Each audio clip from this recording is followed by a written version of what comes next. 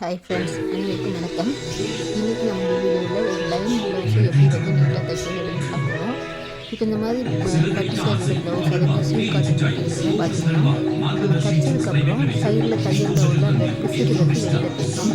அதேமாதிரி ஒரு சில மெட்டீரியலில் பார்த்திங்கன்னா அந்த நூல் இருந்துகிட்டே வந்து பெருசாக அந்த நூல் தையலோடு நீண்டும் அந்த மாதிரி இல்லாமல் ரொம்பவே நீட்டாக வந்து எப்படி அதோட ப்ளவுஸ், அதாவது இந்த மாதிரி ப்ளவுஸில் வந்து ஷோல்டரோட பிசுறு தெரியாமல் எப்படி நம்ம தைக்கிறது அப்படின்னா பார்க்குறோம். இந்த ப்ளவுஸில் நீங்கள் தெரியும், இந்த ஷோல்டரில் உள்ள நூல் பார்த்திங்கன்னா அப்படி நீங்கி வரும். இந்த மாதிரி இல்லாமல் இந்த தையலே நம்ம தெரியாமல் பிசுறு இல்லாமல் எப்படி நம்ம ஸ்டிச் பண்ணுறது அப்படின்னு பார்க்குறோம். இந்த வீடியோ பார்க்கறதுக்கு முன்னாடி நீங்கள் என்னோட சேனலை சப்ஸ்கிரைப் பண்ணலாம், மறக்காமல் என்னோட சேனலை சப்ஸ்கிரைப் பண்ணுங்கள். அதே மாதிரி பக்கத்தில் பெல் பட்டனை மறக்காமல் கிளிக் பண்ணுங்கள். வாங்க இது எப்படி நம்ம ஸ்டிச் பண்ணுறது அப்படிங்கிறத பார்க்கலாம். ரொம்பவே ஈஸியான மெத்தடு பண்ணி இப்போ நான் லைனிங் சாரியோட மெயின் பீஸும் ப்ளவுஸோட மெயின் பீஸும் எடுத்து வச்சுருக்கேன். இப்போது இந்த மெயின் பீஸில் துணியோட நல்ல பக்கம் மேலே இருக்கிற மாதிரி நீங்கள் எடுத்துக்கோங்க.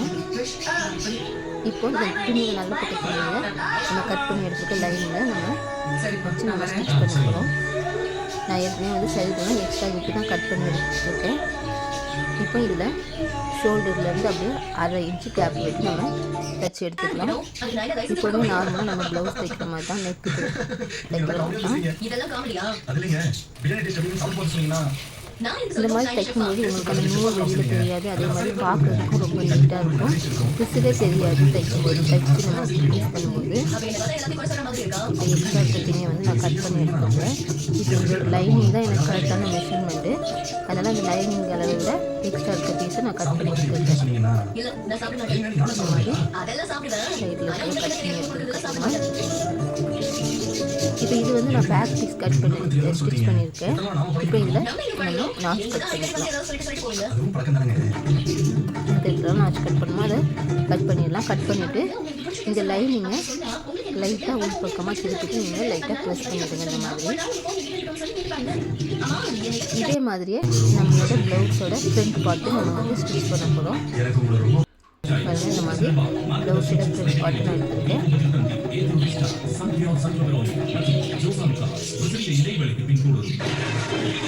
இதுவே நம்ம லைன் துணி அளவுக்கு வந்து 1/2 இன்ச்சு கேப் போட்டு நம்ம தைச்சி எடுத்துக்கலாம்.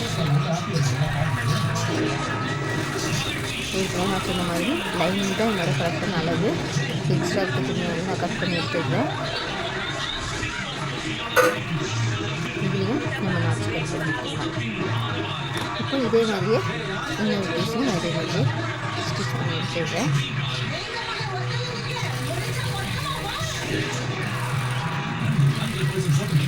இதுலேயும் நம்ம எந்த இடத்துல நாச்சு வேணுமோ இதை கட் பண்ணிடலாம்.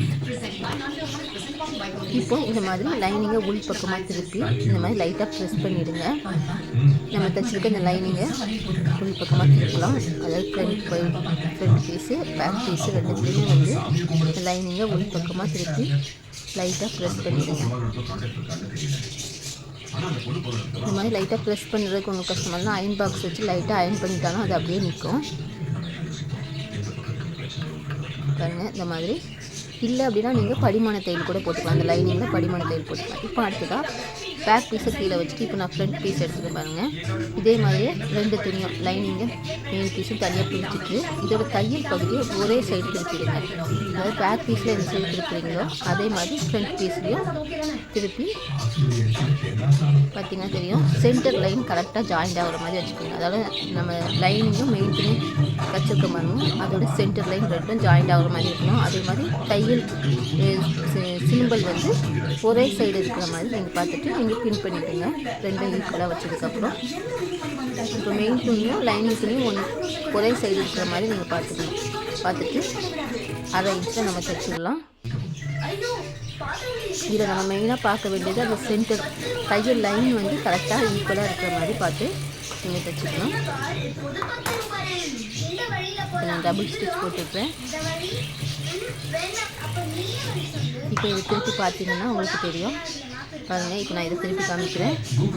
அதுக்கு முன்னாடி இன்னொரு பக்கத்துலேயே நம்ம வந்து தைக்க போகிறோம். பாருங்கள், இப்போ திரும்பும் போது இதோட லைன் பார்த்தீங்கன்னா தெரியும், சென்டர் லைன் கரெக்டாக நேர்கோட்டில் வந்திருக்கும். இப்போ இன்னொரு பக்கத்தையும் நான் இதை தைச்சிடுறேன். இதே மாதிரி லைனிங் இருக்க பக்கம் லைனிங்கும், மெயின் துணி இருக்கிற பக்கம் மெயின் துணி வைக்கணும். அதே மாதிரி சென்டர் லைன் கரெக்டாக இருக்கிறா பாருங்கள். அந்த தையல் சிம்பிள் வந்து ஒரே சைடு இருக்கணும். லைனிங் பக்கம் வச்சிங்கன்னா லைனிங் பக்கம், 2 பக்கமே லைனிங் பக்கம் இருக்கணும். இல்லை மெயின் துணி பக்கம் வச்சிங்கன்னா மெயின் துணி பக்கம் இருக்கிற மாதிரி 2த்துமே வந்து ஒன்றா வச்சு பின் பண்ணிவிட்டு நம்ம ஷோல்டர் ஜாயின் பண்ணிடலாம். ரொம்பவே ஈஸி தான், ஆனால் பார்க்குறதுக்கு ரொம்ப அழகாக இருக்கும், நீட்டாகவும் இருக்கும்.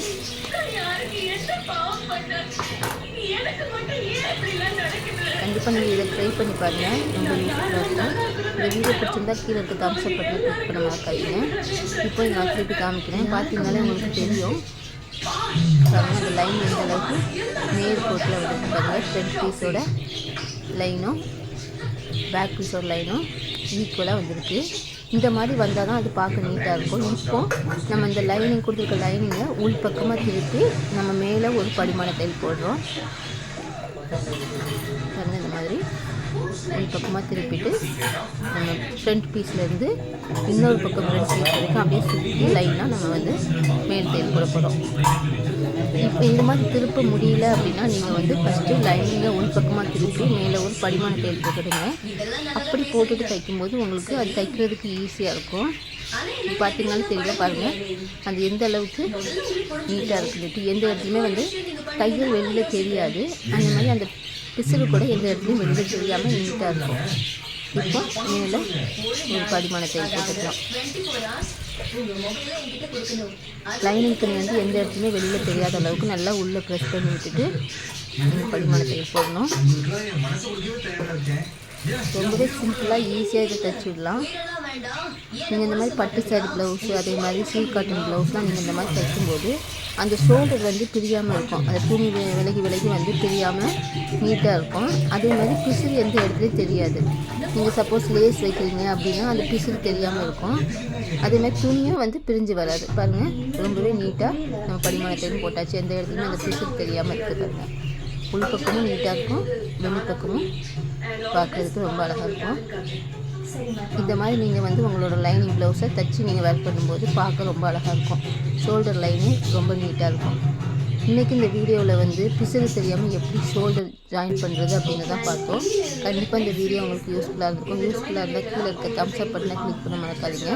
இன்னொரு நல்ல வீடியோவில் நான் மறுபடியும் உங்களை சந்திக்கிறேன். பாய்.